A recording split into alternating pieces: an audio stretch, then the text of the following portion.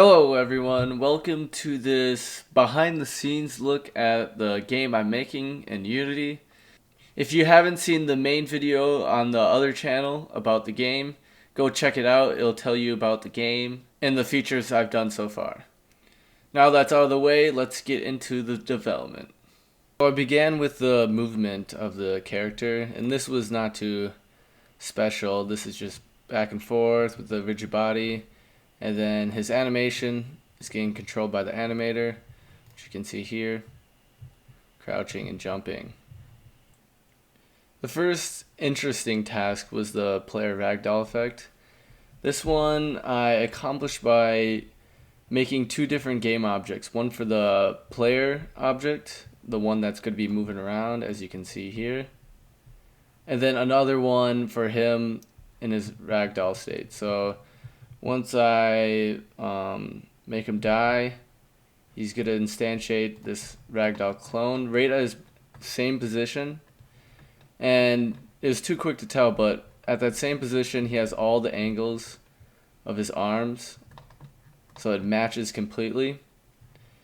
And then if I repose, he's going to go back into a default state, and then destroy that ragdoll, and then now he enables the original player back, so this can go back to moving and jumping around. The next big feature was the hazard select system, and basically all this is for the players controlling the hazards to select hazards around the scene. So right now I'm only controlling the blue player. So select hazards around the scene and then able to trigger them. Something to note here is like this also takes in to factor like where the camera's positioned, so they won't be able to select hazards outside the camera. So if you're wondering how I did the hazard selection, I'll go over like the basic code of the hazard selection. To begin with, we want to have an array of hazards that are in the scene, and then a start hazard, which is going to be the hazard at the left of the screen, and then the end hazard, which is going to be the most right hazard in the screen.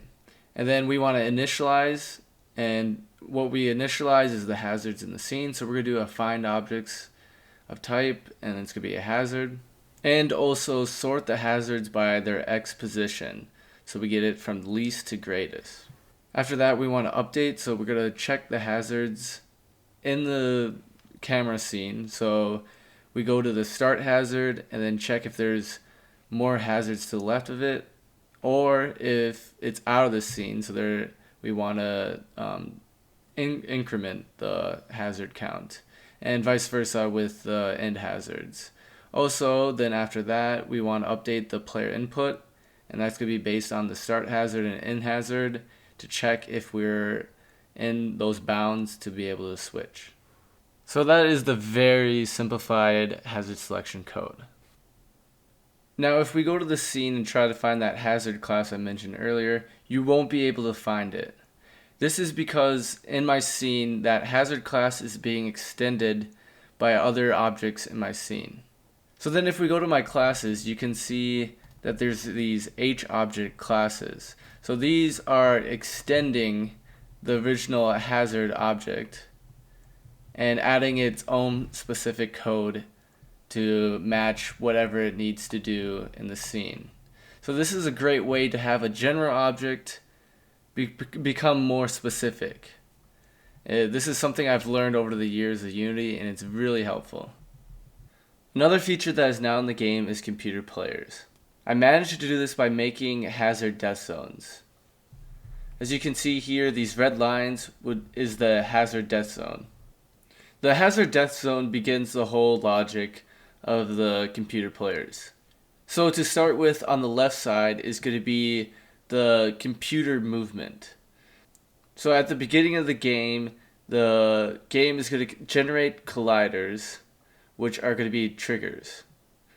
Then the computer movement reads these colliders or triggers and makes decisions on whether to go through that zone or fake at that zone and come back to it.